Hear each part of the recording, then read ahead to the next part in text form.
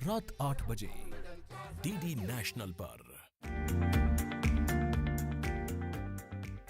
Doctor अक्सर जब हम ये वर्ड इस्तेमाल करते हैं ट्रांसफॉर्मेशन, ज़रा आप हमें अपनी ट्रांसफॉर्मेशन जर्नी के बारे में बताएं प्लीज़। जब मेरा इंट्रोडक्शन दिया जाता है, तारुफ होता है, तो उसमें डॉक्टर अक्सा शेख के बाद में जो सबसे पहला लफ्ज़ आता है वो ट्रांसजेंडर एक शब्द आता है। फर्स्ट ट्रांस वुमेन डॉक्टर हैं जिन्होंने कोविड-19 में वैक्सीनेशन सेंटर को लीड किया था। जब कोविड 2019 में 20 में हिंदुस्तान में आया, तब मैं खुद जो है 3 बार कोविड से इन्फेक्ट हो चुकी थी। इस हफ्ते देखिए हिंदुस्तान की पहली ट्रांसजेंडर डॉक्टर की कामयाबी और उसका सफर, जर्रे से आफताब बनने की कहानी, हौसलों की उड़ान। बरोज बुध रात 8 बजे, बरोज जुमेरात दिन में 1 बजे, सिर्फ डीडी उर्दू पर।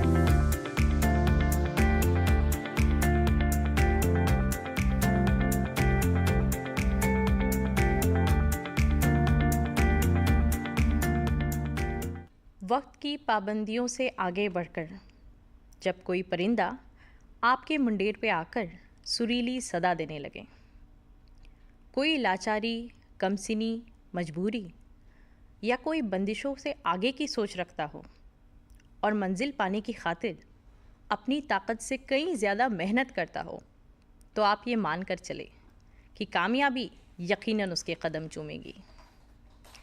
ज़िंदगी में मंजिल पाने की तलब और ईमानदारी हो तो इंसान कामयाबी की दहलीज पे पहुंच ही जाता है, और तब जाकर उसकी कामयाबी कभी न ख़त्म होने वाली दास्तां उसे गले लगाती है और उसके माथे पे एक हसीन बोसा देती है।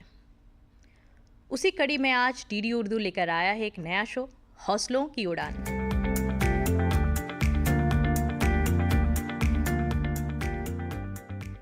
और मैं सोनम गिल, आपकी मेज़बान। तो चले आए आज आपकी मुलाकात करवाते हैं एक ऐसी बाकमाल शख्सियत से जिन्होंने ख़ुद को इस मुआशरे के सामने नज़ीर पेश किया है, डॉक्टर अक्सा शेख।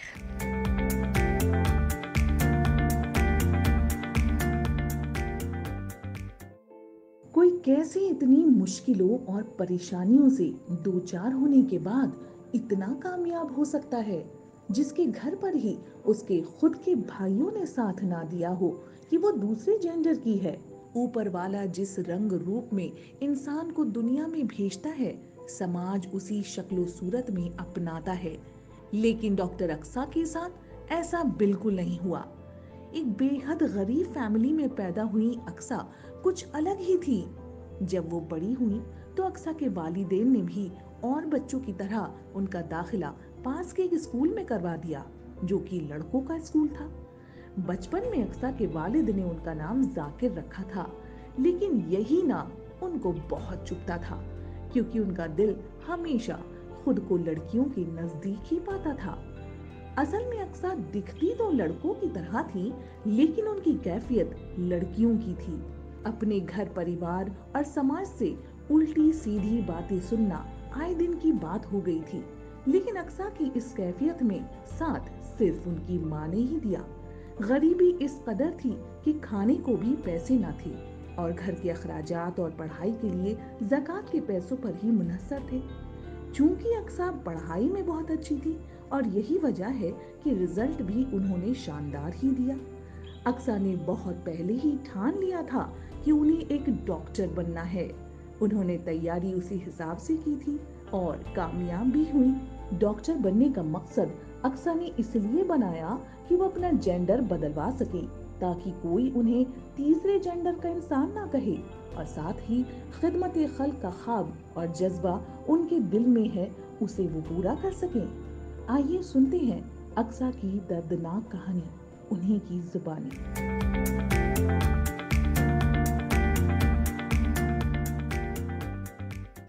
बहुत बहुत आपका तहे दिल से इस्तकबाल है हमारे आज के शो में। डॉक्टर अक्सा, आप इस वक्त प्रोफेसर हैं जी। कम्युनिटी मेडिसिन में जामिया हमदर्द यूनिवर्सिटी में, जो कि सिर्फ दिल्ली में नहीं बल्कि पूरे भारत में एक मकबूल तरीन यूनिवर्सिटीज़ में जो है शुमार होता है। और आप ट्रांसजेंडर राइट्स एक्टिविस्ट भी हैं।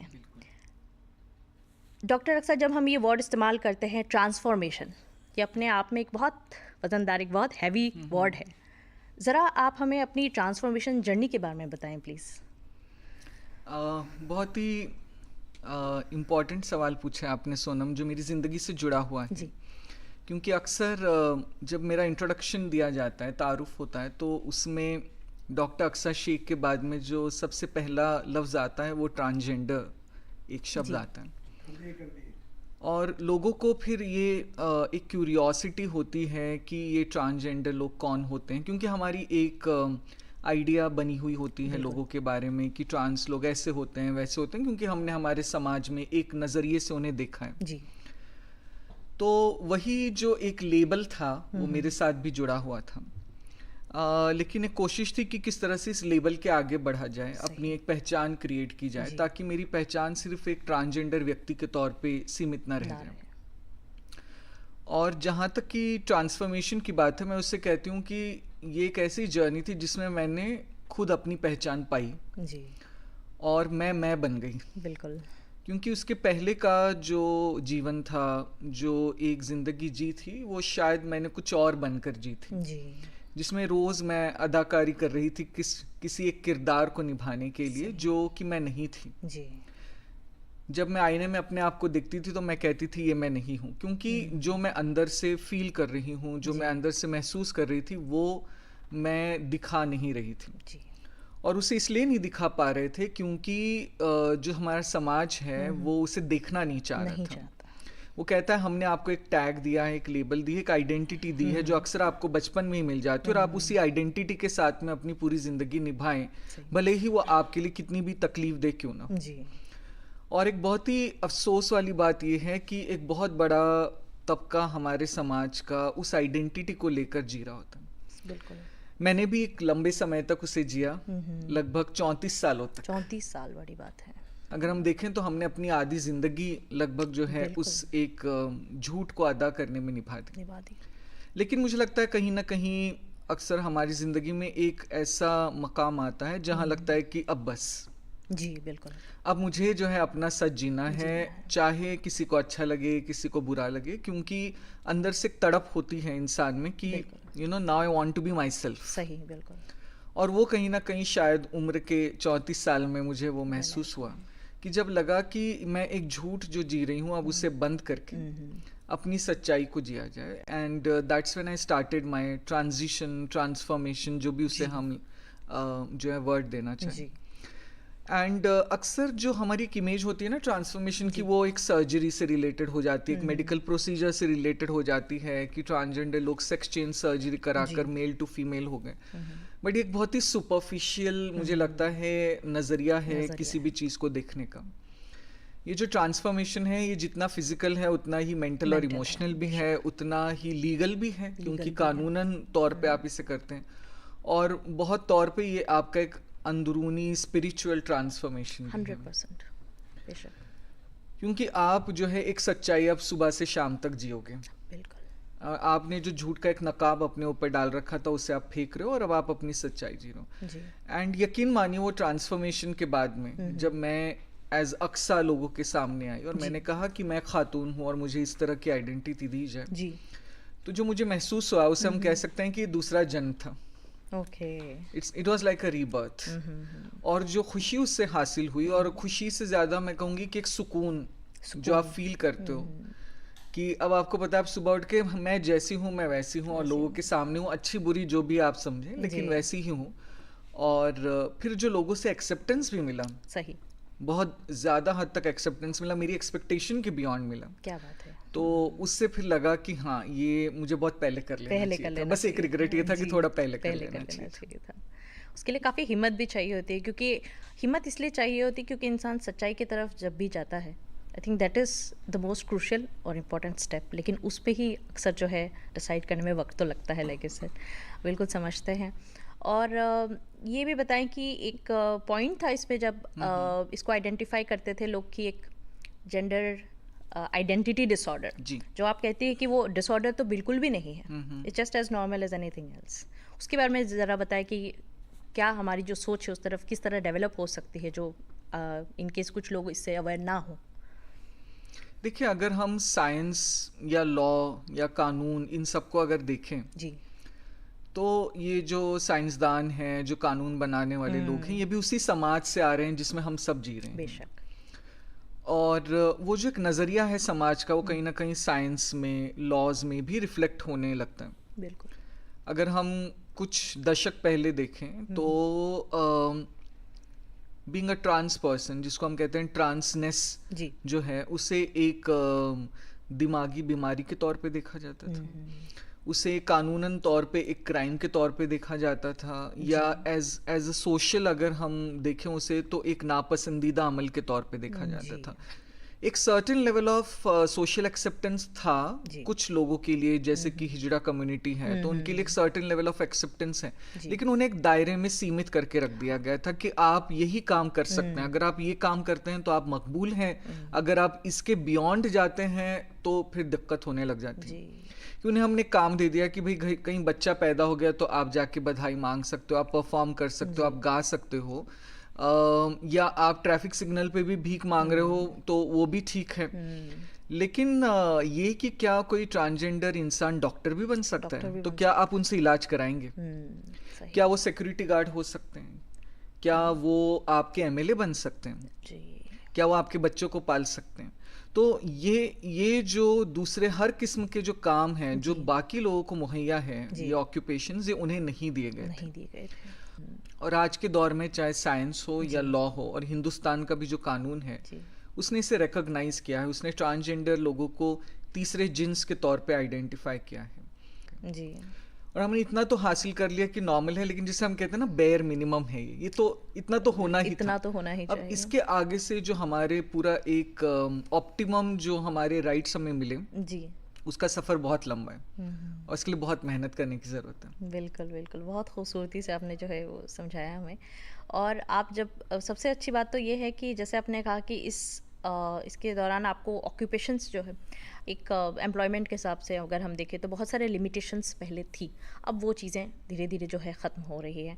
तो अगर हम, क्योंकि मोस्ट ऑफ द टाइम हम बात करते हैं कॉर्पोरेट में हो, अदर सेक्टर्स में हो, डाइवर्सिटी और इंक्लूजन के हवाले से, तो आपको क्या लगता है भारत में अगर हम दूसरे ममालिक से अपने आप को कंपेयर करें, वेयर डू वी स्टैंड की क्या अब हम उस पोजीशन में आ गए हैं जहाँ पे इसकी बहुत हाई लेवल की अवेयरनेस है, या इसको मज़ीद बेहतर करने की ज़रूरत है?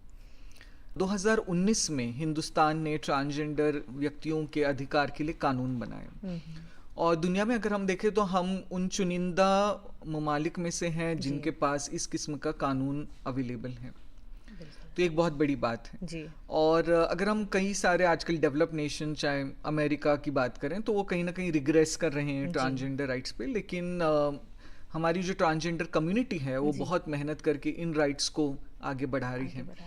तो मुझे लगता है कि हम उस रास्ते पे हैं और उस रास्ते पे हमें काम करते रहना पड़ेगा। हम ये नहीं सोचते कि अब हाँ ठीक है हमने कर दिया जी जी, अब हमें सारे राइट्स मिल गए। नहीं, बहुत सारे राइट्स जो हैं उन्हें अमल में लाने की ज़रूरत है। जैसे आपने कॉर्पोरेट्स में बात की, डाइवर्सिटी एंड इक्विटी की बात की, हम देखते हैं कि आज ट्रांसजेंडर व्यक्ति जो हैं वो कंपनीज में काम कर रहे हैं, हर शोबे में वो आगे बढ़ रहे हैं। सही। लेकिन ये इक्का दुक्का जो एग्जाम्पल है ना, इसके आगे अब हमें बढ़ना होगा। इन्हें हम अक्सर एक शोकेस के तौर पे प्रेजेंट करते हैं कि हमारे पास एक ट्रांस डॉक्टर है, एक ट्रांस वकील है, एक ट्रांस इंजीनियर है जी। जब मुझे कहा जाता है कि मैं हिंदुस्तान की पहली ट्रांसजेंडर डॉक्टर हूँ, तो मुझे एक्चुअली दुख होता है जी कि इतना वक्त क्यों लग गया ट्रांसजेंडर व्यक्ति को पहला ट्रांसजेंडर डॉक्टर बनने में। इतने साल वो अपॉर्चुनिटी लोगों को क्यों नहीं मिली? ये खुशी होती है हमें कहते हुए कि आप वो कहते हैं ना कि फर्स्ट टाइम सो एवरीथिंग बहुत मैटर करती है। तो आप फर्स्ट ट्रांस वुमेन डॉक्टर हैं जिन्होंने कोविड-19 में वैक्सीनेशन सेंटर को लीड किया था। उस एक्सपीरियंस के बारे में ज़रा बताएं हमें। आई थिंक वो एक ऐसा एक्सपीरियंस है जो हर एक की लाइफ में है, कोविड वाला, जी जी बिल्कुल। लॉकडाउन वाला, और हर एक के पास कोई कहानी है उस दौर में जो हुआ उससे सुनाने के लिए, बताने के लिए। जब कोविड 2019 में 20 में हिंदुस्तान में आया, तब मैं खुद जो है 3 बार कोविड से इन्फेक्ट हो चुकी थी। और हम देख रहे थे कि कोविड तो जो नुकसान पहुंचा रहा था वो पहुंचा रहा था, लेकिन लॉकडाउन की वजह से जो हमारे मजदूर हैं वो इधर उधर नहीं जा पा रहे थे, काम नहीं कर पाए थे, पूरा शटडाउन था। हम देख रहे थे कि किस तरह से स्टूडेंट्स की भी पढ़ाई में नुकसान हो रहा था, और जो जाने जा रही थी और उसकी वजह से जो बच गए उनको जो दुख था वो तो एक अलग कहानी थी।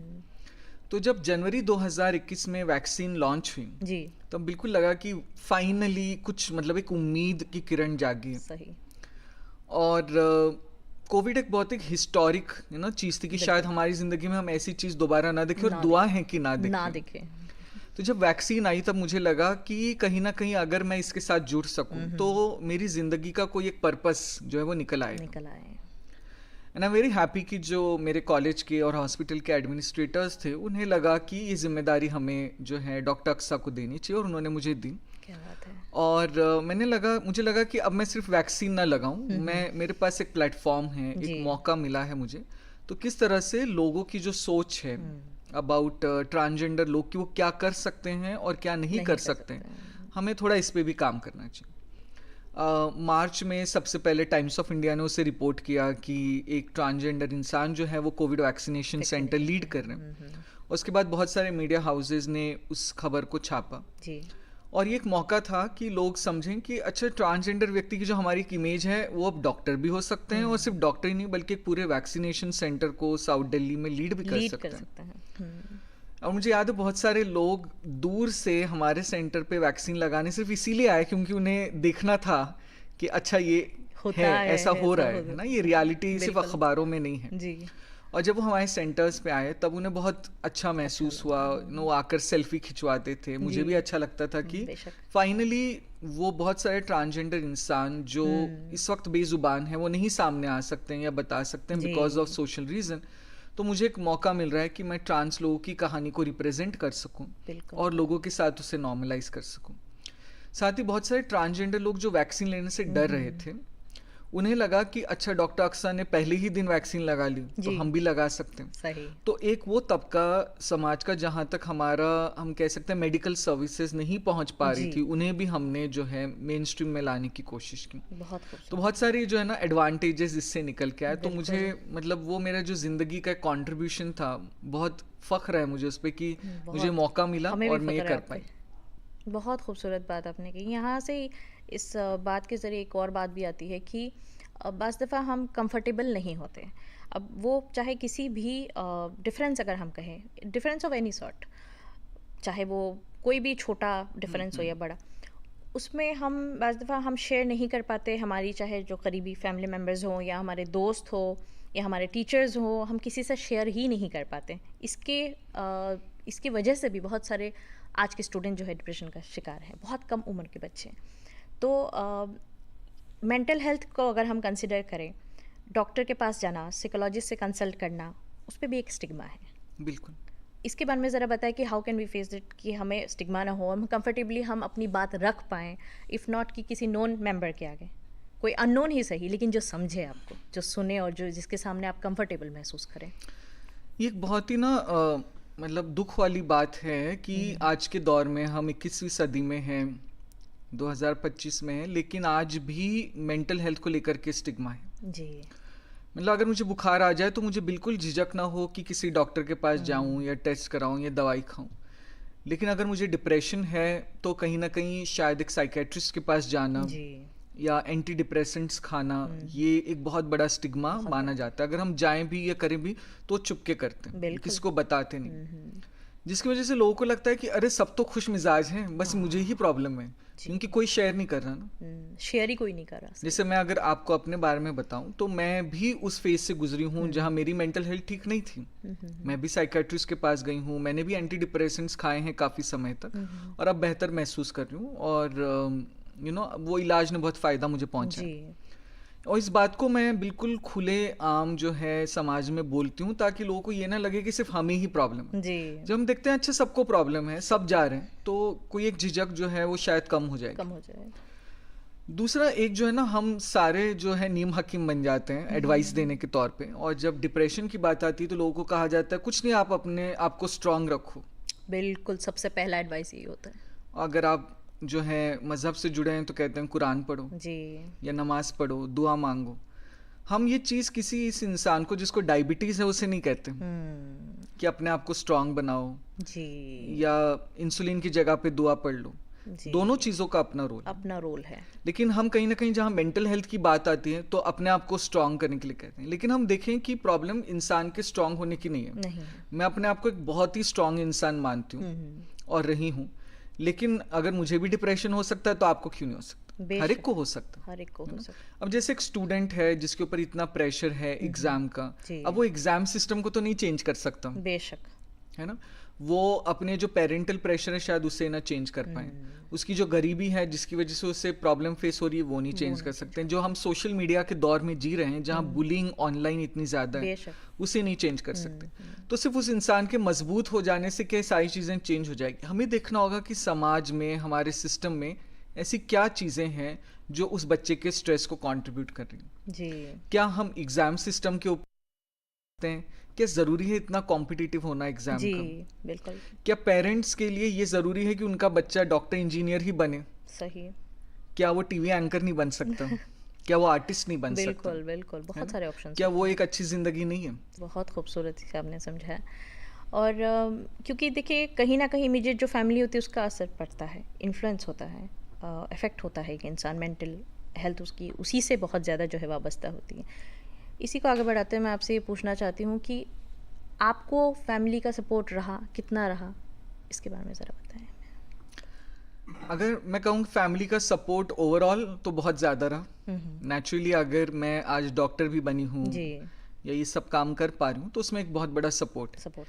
लेकिन अगर एक पहलू को मैं अपनी ज़िंदगी का देखूं जो कि एज अ ट्रांसजेंडर इंसान, जी। क्या मुझे सपोर्ट मिला ट्रांजिशन में जो जी। मैं करना चाह रही थी? जी, तो शुरू में तो नहीं, बहुत लंबा वक्त लगा, 14 साल का, ओके। जिसमें कहती हूँ कि वो मेरा 14 साल का वनवास था।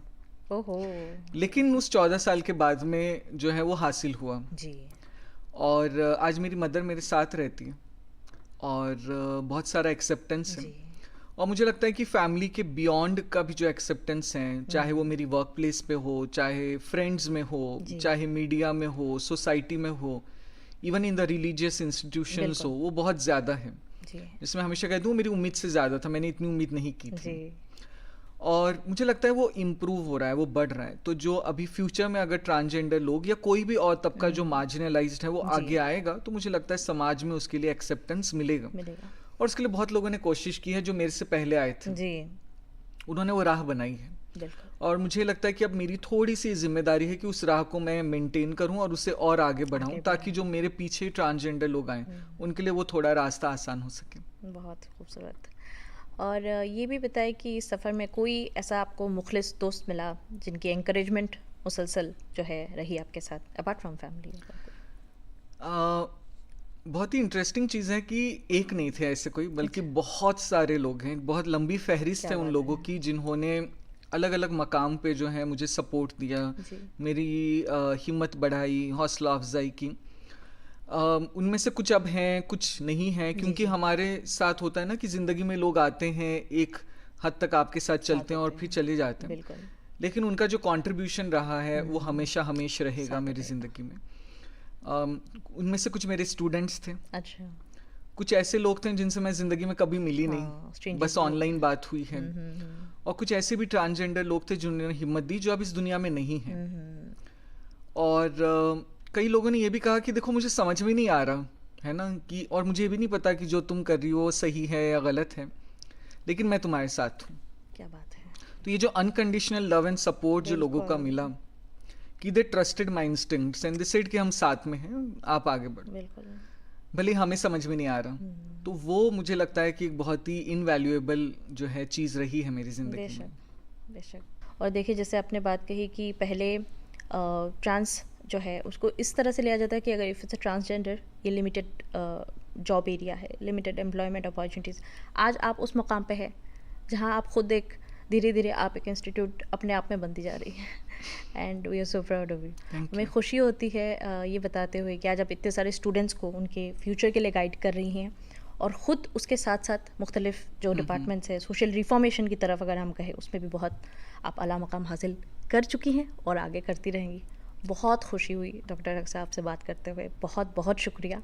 और इससे पहले कि हम जो है अपना इंटरव्यू ख़त्म करें, हम चाहते हैं कि अगर आप अपनी एक खूबसूरत पोइम सुना दें जो बहुत फेमस है। मैं एक पोएम सुनाना चाहती हूँ, एक नज़म जो मैंने लिखी थी। एक कॉन्वर्जेशन है ट्रांसजेंडर बच्चे और उसके माँ बाप के बीच में, क्योंकि जो घर वाले होते हैं अक्सर स्ट्रगल, हमारी सबसे ज़्यादा लड़ाई या जो जद्दोजहद है वो वहीं पे होती है। तो इस कॉन्वर्जेशन में जो पेरेंट्स हैं ना, वो कहते हैं कि ऐसे ना चला करो, ऐसे ना हंसा करो, ऐसे ना रोया करो, ऐसे ना देखा करो, ऐसे ना दिखा करो, ऐसे ना बैठा करो, ऐसी ना बातें करो। अरे कुछ तो सोचा करो कि लोग क्या कहेंगे। दुपट्टा न गिरने पाए, दाग न दिखने पाए, आंसू न गिरने पाए, हंसी न खिलने पाए, नज़र न उठने पाए, कदम न बढ़ने पाए, आवाज़ न निकलने पाए, जहन न खुलने पाए। अरे कुछ तो लिहाज करो कि लोग क्या कहेंगे। मर्द हो तो मर्द रहो, स्त्री हो तो स्त्री रहो, समाज में ऐसे जियो, समाज में वैसे जियो। हमारे यहाँ तो यही होता है, हमारे यहाँ तो यही होगा, बड़ों को सब पता है, तुम्हारा सर फिरा है। अरे कुछ तो शर्म करो कि लोग क्या कहेंगे। अब क्या किन्नर बन जाओगे, भीख मांगते रह जाओगे, शादी में ढोल बजाओगे या ट्रेन में जाकर गाओगे, नाक हमारी कटाओगे, इज्जत मिट्टी में मिलाओगे। अरे एक बार तो सोचा होता कि लोग क्या कहेंगे। हमारे ये संस्कार नहीं, ट्रांस हमें स्वीकार नहीं, ये करके तुम पछताओगे, माँ से मिल न पाओगे। मर गए समझो तुम्हारे लिए, बंद दरवाजे तुम्हारे लिए, ये सब कैसे सहेंगे। अरे लोग क्या कहेंगे। ये सारी बातें सुनकर वो बच्चा कहता है कि बोलना सीखा तुमसे ही पर बातें मेरे मन की हैं, चलना सीखा तुमसे ही पर राह चुनी मन की है। उंगली जब थामी थी तो सोचा था साथ निभाओगे, मैं जब मैं बन जाऊं तो मुझको गले लगाओगे। हाथ छुड़ाकर अब ऐसे क्यों बेगाना तुम करते हो, प्यार तो मुझसे करते हो पर दुनिया से तुम डरते हो। कब तक ये सोचा करेंगे कि लोग क्या कहेंगे। साथ तुम्हारा होता तो हर मुश्किल से लड़ लेते, दुनिया के ताने तो क्या हर चीज़ को हम सह लेते। सारी दुनिया एक तरफ, अपने होते हैं एक तरफ, पर ठुकरा कर पहचान मेरी मुझको कहते हो हर्फ गलत। फ़र्क तुम्हें बस पड़ता है कि लोग क्या कहेंगे। अरे कुछ तो लोग कहेंगे, वो लोग हैं भगवान नहीं, खुदा की मैं मखलूक हूँ तो क्या मैं भी इंसान नहीं। हमाम में सारे नंगे हैं और लाज लाज तुम करते हो, लोगों की सोच के डरते हो और डरते डरते मरते हो। अरे कुछ तो लोग कहेंगे, लोगों का काम है कहना, लोग क्या कहेंगे सोच, क्या छोड़ दे अब हम जीना, क्या छोड़ दे अब हम जीना, क्या छोड़ दे अब हम जीना। ये खूबसूरत पॉइंट सुनाने के लिए आपका तहे दिल से शुक्रिया डॉक्टर अक्सा।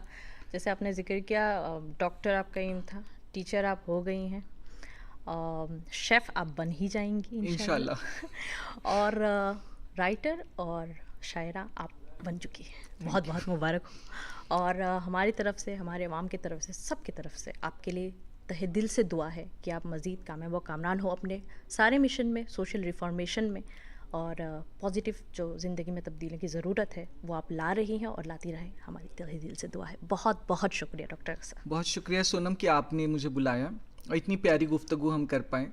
एंड उम्मीद है कि इससे जो एक सोशल मैसेज जाएगा उससे आगे आने वाले लोगों को, बच्चों को बहुत ज़्यादा एक्सेप्टेंस मिले, यही हमारी दुआ है।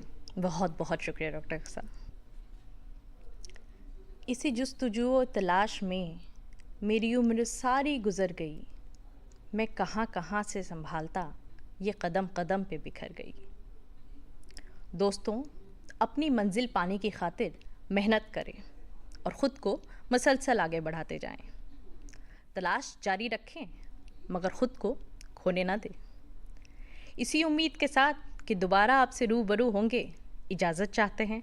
खुदा हाफिज़।